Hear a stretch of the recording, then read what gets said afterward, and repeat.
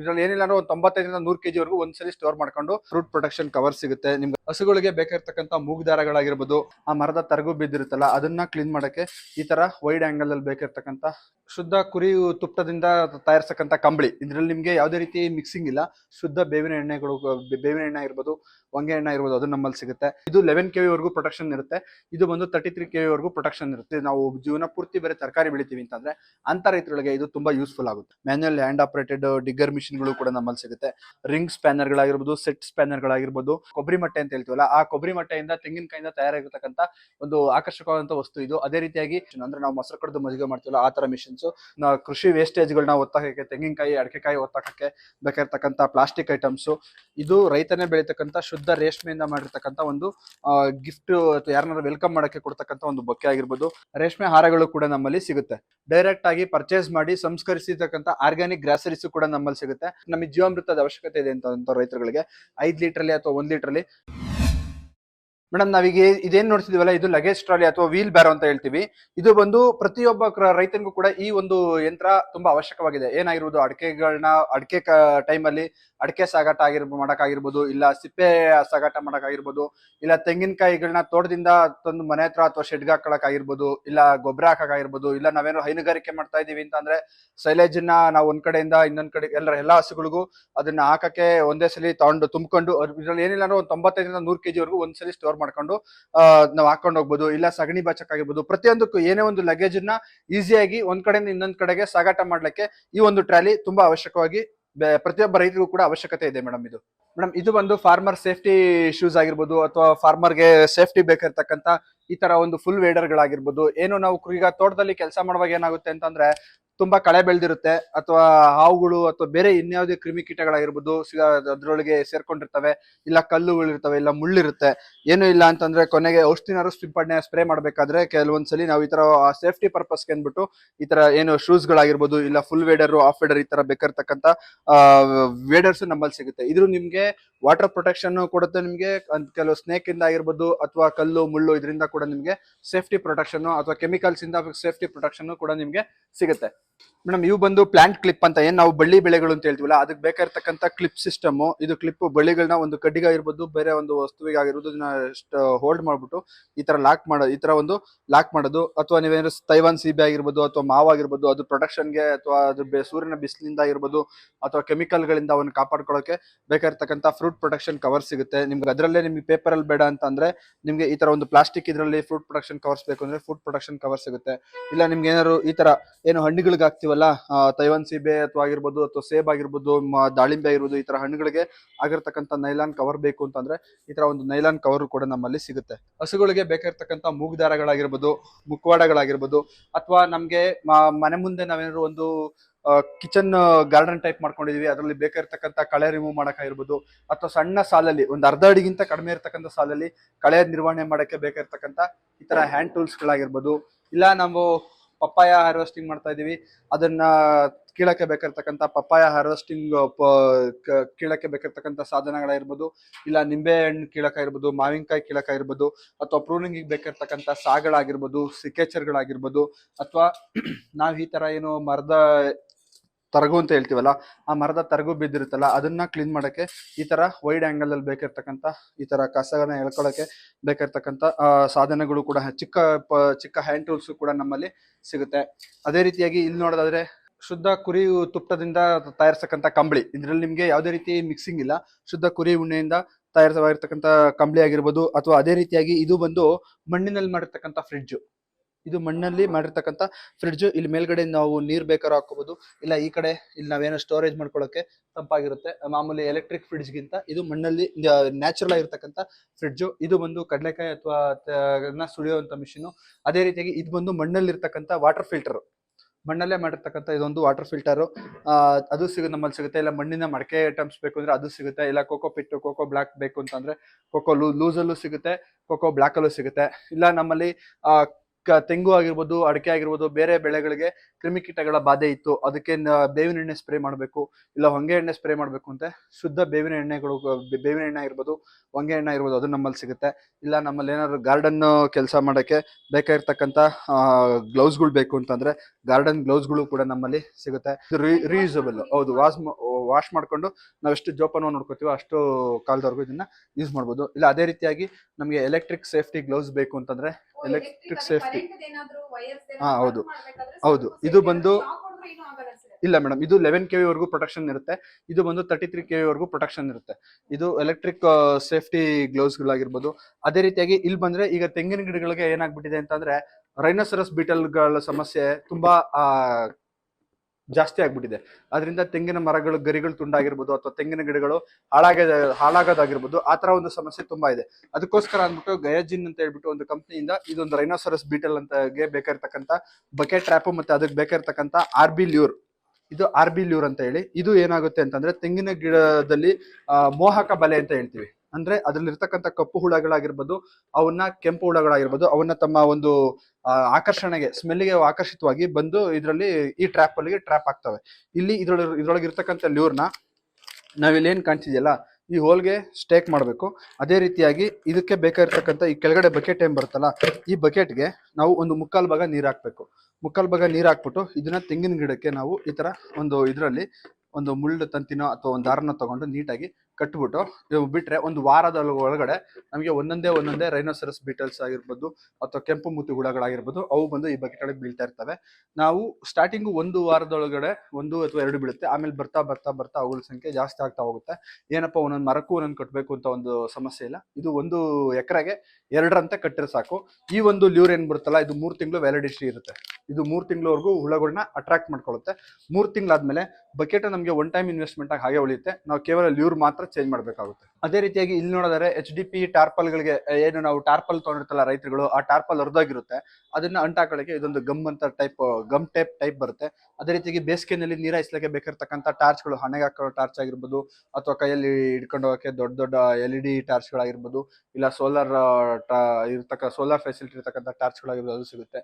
ಇಲ್ಲ ನಾವೇನಾದ್ರು ತರಕಾರಿ ಹಾಕಿದೀವಿ, ಮಾವಿನ ಗಿಡ ಇದೆ ಅಂದ್ರೆ ಅದಕ್ಕೆ ಬೇಕಾಗಿರ್ತಕ್ಕಂಥ ಟ್ರ್ಯಾಪರ್ಗಳು ಕೂಡ ನಮ್ಮಲ್ಲಿ ಸಿಗುತ್ತೆ. ಇಲ್ಲ ಈ ತರ ಏನು ಸೋಲಾರ್ ವೈರ್ ಬರುತ್ತೆ, ಪ್ರಾಣಿಗಳಿಗೆ ಪಕ್ಷಿಗಳು ಕಾಟ ಇರುತ್ತೆ, ಬೆಳೆಗಳು ಹಾಕಿರ್ತಾರೆ, ಅದರಿಂದ ಸುಮ್ಮನೆ ಲೈಟ್ ಆಗಿ ಜೂಮ್ ಅನ್ಬೇಕು ಅಂತಂದ್ರೆ ಅದು ಬೇಕಾಗಿರ್ತಕ್ಕಂಥ ಸೋಲಾರ್ ಮಿಷಿನ್ ಮತ್ತೆ ಅದಕ್ಕೆ ಬೇಕಾಗಿರ್ತಕ್ಕಂಥ ವೈರು. ಹಾಗೆ ರಾತ್ರಿ ಹೊತ್ತು ಯಾವಾಗ್ಲೂ ಕೂಡ ಸೋಲಾರ್ ಲೈಟ್ ಇಂದಾನೆ ಅಂದ್ರೆ ಏನು ನಾವು ಲೈಟ್ ಬ್ಲಿಂಕ್ ಆಗುತ್ತಿದ್ದು ರಾತ್ರಿ ಹೊತ್ತು. ಸೊ ಆ ಬೇಕಾಗಿರ್ತಕ್ಕಂಥ ಲೈಟಿಂಗ್ ಸಿಸ್ಟಮ್ ಕೂಡ ನಮ್ಮಲ್ಲಿದೆ.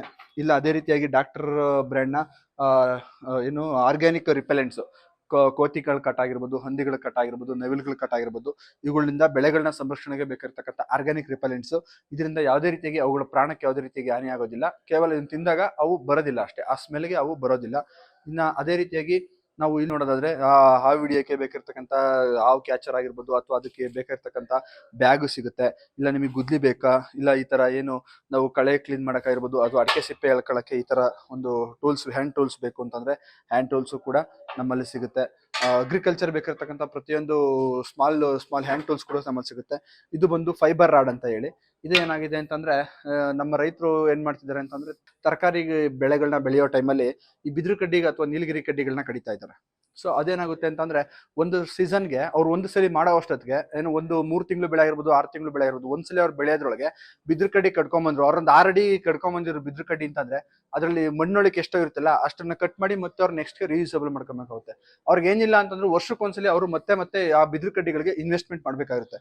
ಬಟ್ ನಾವು ಅದಕ್ಕೋಸ್ಕರ ಹೇಳ್ತಾ ಇದ್ದೇನೆ ಅಂದ್ರೆ ಈ ತರ ಒಂದು ಫೈಬರ್ ರಾಡ್ ತಗೊಳ್ಳಿ. ಏನಂತಂದ್ರೆ ಬಟ್ ಬಿದಿರು ಕಡ್ಡಿಗೆ ಹೋಲಿಸ್ಕೊಂಡ್ರೆ ಇದು ಕಾಸ್ಟ್ ವೈಸ್ ತುಂಬಾ ಜಾಸ್ತಿ ಬೀಳುತ್ತೆ. ಬಟ್ ಏನಂದ್ರೆ ರೈತರು ಲಾಂಗ್ ಟರ್ಮ್ ಅಲ್ಲಿ ತರಕಾರಿ ಬೆಳಿತೀನಿ ಅಂತಂದ್ರೆ ಸುಮಾರು ವರ್ಷಗಳ ಕಾಲ ಅಥವಾ ನಾವು ಜೀವನ ಪೂರ್ತಿ ಬೇರೆ ತರಕಾರಿ ಬೆಳಿತೀವಿ ಅಂತಂದ್ರೆ ಅಂತ ರೈತರಿಗೆ ಇದು ತುಂಬಾ ಯೂಸ್ಫುಲ್ ಆಗುತ್ತೆ. ಇದು ಯಾವುದೇ ಕಾರಣಕ್ಕೆ ಬಿಸಿಲಿಗೆ ಒಣಗೋದಾಗ್ಲಿ ಅಥವಾ ಮಳೆಗೆ ಇದಾಗದ ರಸ್ಟ್ ಹಿಡಿಯೋದಾಗ್ಲಿ ಯಾವುದೂ ಆಗೋದಿಲ್ಲ. ನಮ್ಮ ರೈತರು ಎಷ್ಟು ಸೇಫ್ಟಿಯಾಗಿ ನೋಡ್ಕೊಂತಾರೋ ಅಷ್ಟು ವರ್ಷಗಳ ಕಾಲ, ಮಿನಿಮಮ್ ಅಂದ್ರೆ 10 ರಿಂದ 15 ವರ್ಷಗಳ ಕಾಲ ಇದು ಬಳಕೆ ಬರುತ್ತೆ. ಈ ಒಂದು ಫೈಬರ್ ರಾಡ್ ಇಂದ ಇದು ಕೂಡ ನಮ್ಮಲ್ಲಿ ಸಿಗುತ್ತೆ.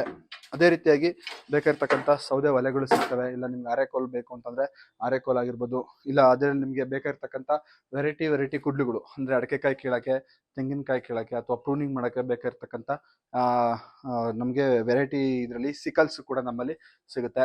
ಇನ್ನು ಅದೇ ರೀತಿಯಾಗಿ ಇಲ್ಲಿ ನೋಡಿದ್ರೆ ಹ್ಯಾಂಡ್ ಆಪರೇಟೆಡ್ ಡಿಗ್ಗರ್ ಅಂದ್ರೆ ಏನು ನಾವು ಚಿಕ್ಕದಾಗಿ ಬಾಳೆ ಗಿಡ ಗುಂಡಿ ಹೊಡ್ಕೋಬೇಕು, ಇಲ್ಲ ನಾವೇನಾದ್ರು ಪೋಲ್ ನೆಡಕ್ಕೆ ಬೇಕಾಗಿರ್ತಕ್ಕಂಥ ಚಿಕ್ಕದಾಗಿ ಮ್ಯಾನ್ಯುಯಲ್ ಆಗಿ ಗುಂಡಿ ಮಾಡಕ್ಕೆ ಬೇಕಾಗಿರ್ತಕ್ಕಂಥ ಮ್ಯಾನ್ಯುಯಲ್ ಹ್ಯಾಂಡ್ ಆಪರೇಟೆಡ್ ಡಿಗ್ಗರ್ ಮಿಷಿನ್ಗಳು ಕೂಡ ನಮ್ಮಲ್ಲಿ ಸಿಗುತ್ತೆ. ಇಲ್ಲ ಅದೇ ರೀತಿಯಾಗಿ ನಿಮ್ಗೆ ಮ್ಯಾಂಗೋ ಹಾರ್ವೆಸ್ಟಿಂಗ್ ಬೇಕಾಗಿರ್ತಕ್ಕಂಥ ಈ ತರ ಒಂದು ಮ್ಯಾಂಗೋ ಹಾರ್ವೆಸ್ಟ್ ಪೋಲ್ಗಳು ಕೂಡ ನಮ್ಮಲ್ಲಿ ಸಿಗುತ್ತೆ. ಇನ್ನ ಏನು ನಮ್ಗೆ ಬೇಕಾಗಿರ್ತಕ್ಕಂಥ ಇವೆಲ್ಲ ಬಂದು ಬಿಟ್ಗಳು, ಏನು ದೈನಂದಿನ ನಮ್ಮ ರೈತರು ಯೂಸ್ ಮಾಡ್ತಕ್ಕಂಥ ಕೃಷಿ ಕೆಲಸಕ್ಕಾಗಿರ್ಬೋದು ಅಥವಾ ಟ್ರ್ಯಾಕ್ಟರ್ಗಳಿಗೆ ಬೇಕಾಗಿರ್ತಕ್ಕಂಥ ರಿಂಗ್ ಸ್ಪ್ಯಾನರ್ಗಳಾಗಿರ್ಬೋದು, ಸೆಟ್ ಸ್ಪ್ಯಾನರ್ಗಳಾಗಿರ್ಬೋದು, ಇಲ್ಲ ಟಿ ಬಿಟ್ಟು ಎಲ್ ಆಂಗಲ್ ಬಿಟ್ಗಳು ಆಗಿರ್ಬೋದು, screw driver, tester, axle bed frame ಆಗಿರ್ಬೋದು, ಪ್ರತಿಯೊಂದು ಕೃಷಿಗೆ ಬೇಕಾಗಿರ್ತಕ್ಕಂಥ ಪ್ರತಿಯೊಂದು ಏನು ಬಿಟ್ಗಳು ಮತ್ತೆ ಅದ್ರ ಟೂಲ್ಸ್ಗಳು ಕೂಡ ನಮ್ಮಲ್ಲಿ ಸಿಗುತ್ತೆ. ಅದೇ ರೀತಿಯಾಗಿ ಟೂಲ್ಸ್ ಬಾಕ್ಸ್ ಬೇಕು ಅಂದ್ರೆ ಟೂಲ್ಸ್ ಬಾಕ್ಸ್ಗಳು ನಮ್ಮಲ್ಲಿ ಸಿಗುತ್ತೆ. ಇಲ್ಲ ನಮ್ಗೆ ಮನೆಗಳಲ್ಲಿ ನಾವು ಗಾರ್ಡನ್ ನಲ್ಲಿ ಆಗಿರ್ಬೇಕಾಗಿರ್ತಕ್ಕಂಥ ನೆಸ್ಟ್ ಆಗಿರ್ಬೋದು, ಇಲ್ಲ ನಾವು ಮನೆಗಳಲ್ಲಿ ಸುಮ್ಮನೆ ಏನೋ ಒಂದು ಶೋಗೆ ಬೇಕಾಗಿರ್ತಕ್ಕಂಥ ಏನು ನಾವು ಇದಕ್ಕೆ ಬರ್ಡ್ ನೆಸ್ಟ್ ಗಳಾಗಿರ್ಬೋದು, ಅಥವಾ ಈ ತರ ಮೆಟಲ್ ಹ್ಯಾಂಗರ್ ಗಳಾಗಿರ್ಬೋದು, ಕೋಕೋ ಲೈನರ್ ಗಳಾಗಿರ್ಬೋದು, ಅದು ಕೂಡ ನಮ್ಮಲ್ಲಿ ಸಿಗುತ್ತೆ. ಅದೇ ರೀತಿಯಾಗಿ ಇಲ್ಲಿ ನೋಡಿದ್ರೆ ತೆಂಗಿನ ನಾರ ಆಗಿರ್ಬೋದು ಅಥವಾ ತೆಂಗಿನ ಕೊಬ್ಬರಿ ಮಟ್ಟೆ ಅಂತ ಹೇಳ್ತೀವಲ್ಲ, ಆ ಕೊಬ್ಬರಿ ಮಟ್ಟೆಯಿಂದ ತೆಂಗಿನಕಾಯಿಂದ ತಯಾರಾಗಿರ್ತಕ್ಕಂಥ ಒಂದು ಆಕರ್ಷಕವಾದಂತಹ ವಸ್ತು ಇದು. ಅದೇ ರೀತಿಯಾಗಿ ಈ ತರ ಒಂದು ಮಂಕಿ ಅಥವಾ ಟೈಗರ್ ಆಕಾರದಲ್ಲಿ ಇರ್ತಕ್ಕಂಥ ಬರ್ಡ್ ನೆಸ್ಟ್ ಆಗಿರ್ಬೋದು, ಇಲ್ಲ ನಿಮ್ಗೆ ಲಾವಂಚ ಹಾರಗಳಾಗಿರ್ಬೋದು, ಅಥವಾ ನಮ್ಮ ರೈತರುಗಳಿಗೆ ಬೇಕಾಗಿರ್ತಕ್ಕಂಥ ಆಕ್ಯುಪಂಚರ್ ಐಟಮ್ಸ್ ಗಳಾಗಿರ್ಬೋದು. ಅಂದ್ರೆ ಆಕ್ಯುಪಂಚರ್ ಐಟಮ್ ರೈತರಿಗೆ ಅಂತ ಅಲ್ಲ, ನಮ್ಮಲ್ಲಿ ಬರ್ತಕ್ಕಂಥ ಯಾವುದೇ ವೃದ್ಧರಾಗಿರ್ಬೋದು ಅಥವಾ ವಯಸ್ಸಾಗಿರೋರಾಗಿರ್ಬೋದು ಅಥವಾ ಪ್ರತಿಯೊಬ್ಬರಿಗೂ ಕೂಡ ಏನಾದ್ರು ಒಂದು ಪೈನ್ ಇದ್ದೇ ಇರುತ್ತೆ. ಆ ಒಂದು ಮಸಲ್ ಪೇನ್ ಆಗಿರ್ಬೋದು, ಹೆಡ್ ಪೇನ್ ಆಗಿರ್ಬೋದು, ಅಥವಾ ನೆಕ್ ಪೇನ್ ಆಗಿರ್ಬೋದು, ಶೋಲ್ಡರ್ ಪೇನ್ ಆಗಿರ್ಬೋದು, ಅದಕ್ಕೆ ಬೇಕಾಗಿರ್ತಕ್ಕಂಥ ಆಕ್ಯುಪಂಚರ್ ಐಟಮ್ಸ್ ಕೂಡ ನಮ್ಮಲ್ಲಿ ಸಿಗುತ್ತೆ. ಅದೇ ರೀತಿಯಾಗಿ ಇಲ್ಲಿ ನೋಡೋದಾದ್ರೆ ನಮ್ಗೇನು ನಾನು ಹೇಳಿದ್ನಲ್ಲ ಗಾರ್ಡನ್ಗೆ ಸಂಬಂಧಪಟ್ಟಂತ ಐಟಮ್ಸ್, ನಮ್ಗಲ್ಲಿ ಕೋಕೋ ಲೈನರ್ ಗಳಾಗಿರ್ಬೋದು, ನಿಮ್ಗೆ 2 ಅಡಿ ಇದ್ರಲ್ಲಿ ಬೇಕಾ 5 ಅಡಿನಲ್ಲಿ ಬೇಕಾ, ಅದಕ್ಕೆ ಬೇಕಾಗಿರ್ತಕ್ಕಂಥ ಕೋಕೋ ಪೋಲರು ಮತ್ತೆ ಕೋಕೋ ಜಾಯ್ನರ್ ಕೂಡ ನಮ್ಮಲ್ಲಿ ಸಿಗುತ್ತೆ. ಇಲ್ಲ ಈ ತರ ಬೇಕಾಗಿರ್ತಕ್ಕಂಥ ಏನು ನಾವು ತೆಂಗಿನ ಗರಿನಲ್ಲಿ ಮಾಡಿರ್ತಕ್ಕಂಥ ಪರ್ಕೆಗಳಾಗಿರ್ಬೋದು. ಇನ್ನ ಅದೇ ರೀತಿಯಾಗಿ ನಾವಿಲ್ಲಿ ನೋಡೋದಾದ್ರೆ ವಿವಿಧ ರೀತಿಯಲ್ಲಿ ಬೇಕಾಗಿರ್ತಕ್ಕಂಥ ಮೊಸರು ಕಡೆ ಅಂತ ಮಿಷಿನ್, ಅಂದ್ರೆ ನಾವು ಮೊಸರು ಕಡೆದು ಮಜ್ಜಿಗೆ ಮಾಡ್ತೀವಲ್ಲ ಆ ತರ ಮಿಷಿನ್ಸ್. ನಾವೇನಾದ್ರು ಮನೆ ಯೂಸ್ಗೆ ಮನೆಯಲ್ಲಿ ಮಾತ್ರ ನಾವೇನಾದ್ರು ಮೊಸರು ಕಡ್ದು ಮಜ್ಜಿಗೆ ಮಾಡ್ಕೋಬೇಕು ಅಂದ್ರೆ ಅದಕ್ಕೆ ಬೇಕಾಗಿರ್ತಕ್ಕಂಥ ಈ ತರ ಒಂದು ಚಿಕ್ಕ ಒಂದು ಎಕ್ವಿಪ್ಮೆಂಟ್ ನಮ್ಮಲ್ಲಿ ಸಿಗುತ್ತೆ. ಇಲ್ಲ ನಾವೇನಾದ್ರು ಒಂದು ಡೈರಿ ಫಾರ್ಮ್ ಮಾಡಿದೀವಿ, ನಮಗೆ ಕಮರ್ಷಿಯಲ್ ಪರ್ಪಸ್ ಬೇಕು ಅಂದ್ರೆ ಅದಕ್ಕೆ ಬೇಕಾಗಿರ್ತಕ್ಕಂಥ ಒಂದು ಮಜ್ಜಿಗೆ ಕಡಿಯೋ ಒಂದು ಮಿಷಿನ್ ಕೂಡ ನಮ್ಮಲ್ಲಿ ಸಿಗುತ್ತೆ. ಇಲ್ಲ ನಾವು ಒಂದು ತೋಟದಲ್ಲಿ ಒಂದು ಫಾರ್ಮ್ ಹೌಸ್ ಮಾಡಿದೀವಿ, ಅದು ನಮಗೆ ಹಿಂದಿನ ಕಾಲದಲ್ಲಿ ಪಾರಂಪರವಾಗಿ ಏನ್ ಮಾಡ್ಕೊಂಡ್ಬಂದಿದ್ವಿ ಹಿಂದಿನ ಕಾಲದಿಂದ ನಮ್ಮ ಪದ್ಧತಿ ಪ್ರಕಾರ ಆ ತರ ಮಾಡಿರ್ತಕ್ಕಂಥ ಮರದಲ್ಲಿ ಮಾಡಿರ್ತಕ್ಕಂಥ ಮಜ್ಜಿಗೆ ಕಡಿಯೋ ಮಿಷಿನ್ ಬೇಕು ಅಂತಂದ್ರೆ ಮರದಲ್ಲಿ ಮಾಡಿರ್ತಕ್ಕಂಥ ಮಜ್ಜಿಗೆ ಕಡಿಯೋ ಮಿಷಿನ್ ಕೂಡ ನಮ್ಮಲ್ಲಿ ಸಿಗುತ್ತೆ.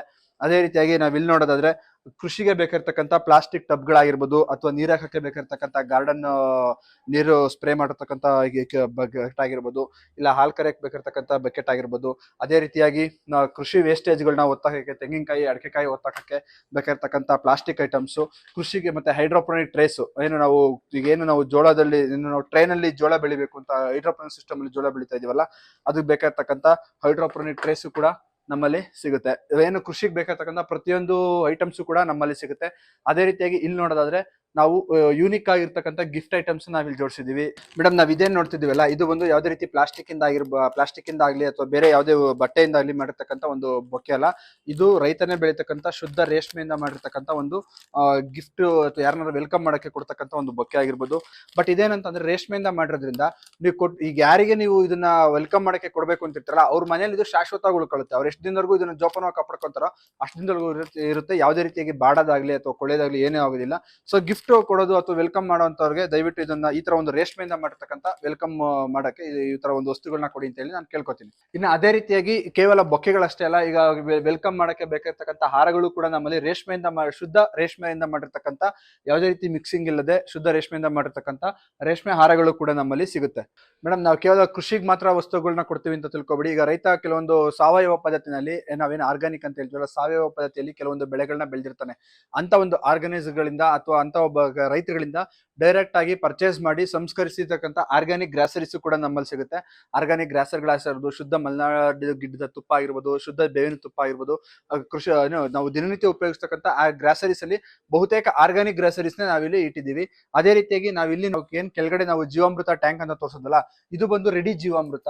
ಇದು ಕೆಲವ್ರು ಏನ್ ಹೇಳ್ತಾರೆ ಅಂತಂದ್ರೆ, ಇಲ್ಲ ನಮ್ಮಲ್ಲಿ ಜೀವಾಮೃತ ಮಾಡ್ಕೊಳ್ಳೋಕೆ ಮಿಷಿನ್ ಸ್ವಲ್ಪ ನಾವು ಡ್ರಮ್ ಎಲ್ಲ ಫಿಲ್ಟರ್ ಗಳೆಲ್ಲ ಹಾಕಕ್ಕೆ ಸ್ವಲ್ಪ ನಮಗೆ ಅಂದ್ರೆ ಹಣಕಾಸು ವ್ಯವಸ್ಥೆ ನಮ್ಗೆ ಅಷ್ಟೊಂದಾಗಿ ಬೇಕಾಗಿಲ್ಲ, ಅಥವಾ ಸಣ್ಣ ರೈತರು ನಮಗೆ ಜೀವಾಮೃತ ಅಷ್ಟು ದೊಡ್ಡ ಘಟಕ ನಮಗೆ ಬೇಕಾಗಿಲ್ಲ, ಬಟ್ ನಮಗೆ ಜೀವಾಮೃತದ ಅವಶ್ಯಕತೆ ಇದೆ ಅಂತ ರೈತರುಗಳಿಗೆ 5 ಲೀಟರ್ಲಿ ಅಥವಾ 1 ಲೀಟರ್ಲಿ ಜೀವಾಮೃತ ಘಟಕ ಕೂಡ ನಮ್ಮಲ್ಲಿ ಸಿಗುತ್ತೆ. ಅದೇ ರೀತಿಯಾಗಿ ಬೇಕಾಗಿರ್ತಕ್ಕಂಥ ತರಕಾರಿ ಬೆಳೆಗಳು ಆಗಿರ್ಬೋದು ಅಥವಾ ಹಣ್ಣಿನ ಬೆಳೆಗಳಾಗಿರ್ಬೋದು, ಬೇಕಾಗಿರ್ತಕ್ಕಂಥ ಸೀಡ್ಸ್ ಕೂಡ ನಮ್ಮಲ್ಲಿ ಸಿಗುತ್ತೆ. ಇಲ್ಲ ನಿಮ್ಗೆ ವೈಟ್ ವೆಲ್ವೆಟ್ ಬೀನ್ಸ್ ಬೇಕು, ಜೋಳ ಬೇಕು, ಇಲ್ಲ ನಮ್ಗೆ ಈ ತರ ಏನು ನಮ್ಗೆ ಇಂದು ಸ್ಪಿಂಗ್ ಸಂಗಮಮ್ ಅಂತ ಹೇಳಿ ನಿಮ್ಗೆ ಈ ತರ ಒಂದು ಪೌಡ್ರು ಬೇಕು ಅಂತಂದ್ರೆ, ಹಿಂಡಿ ಪೌಡ್ರು ಬೇಕು ಅಂತಂದ್ರೆ, ಇಲ್ವಾ ನಮ್ಗೆ ಈ ತರ ಪೆಲೆಟ್ಸ್ ಹಿಂಡಿ, ಬೇವಿನ ಹಿಂಡಿ, ಹೊಂಗೆ ಹಿಂಡಿ, ಹಿಪ್ಪೆ ಬೀಜದ್ದು ಇದೆಲ್ಲ ಆಯಿಲ್ ಎಕ್ಸ್ಟ್ರಾಕ್ಟ್ ಆಗಿ ಈ ತರ ಪೆಲೆಟ್ಸ್ ಆಗಿರ್ತಕ್ಕಂಥ ಪೆಲೆಟ್ಸ್ ಬೇಕು ಅಂತಂದ್ರೆ ಪೆಲೆಟ್ಸ್ ಕೂಡ ನಮ್ಮಲ್ಲಿ ಸಿಗುತ್ತೆ. ಇಲ್ಲ ಅಪ್ಸಂಡ್ ಮೀನ್ ಬೀಜ ಬೇಕು ಅಂದ್ರೆ ಅಪ್ಸಂಡ್ ಮೀನ್ ಬೀಜನೂ ಕೂಡ ನಮ್ಮಲ್ಲಿ ಸಿಗುತ್ತೆ.